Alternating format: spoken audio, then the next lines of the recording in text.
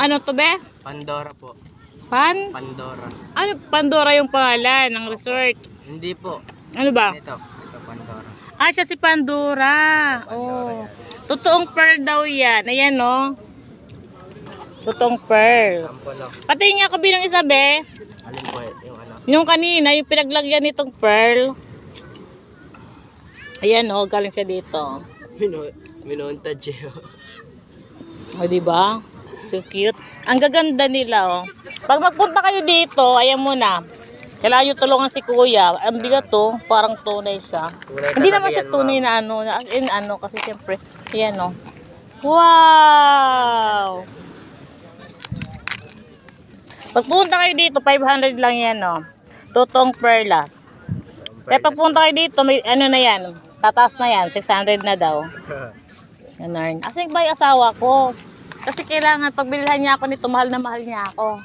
Nagtatago, ibig sabihin din niya ako mahal. Dumago eh. Hanapin mo, ma'am. Hanapin ko.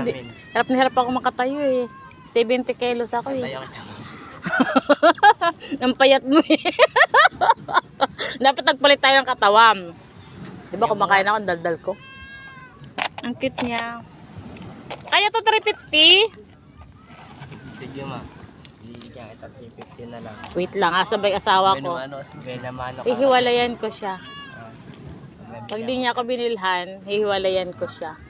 Asa na ba yun? Naman, ma'am. Eh, siyempre para sa inyo.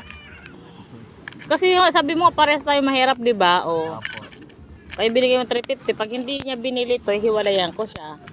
Para patas tayo. Di ba? Ang dami lang, nagtitinda sila. Oh.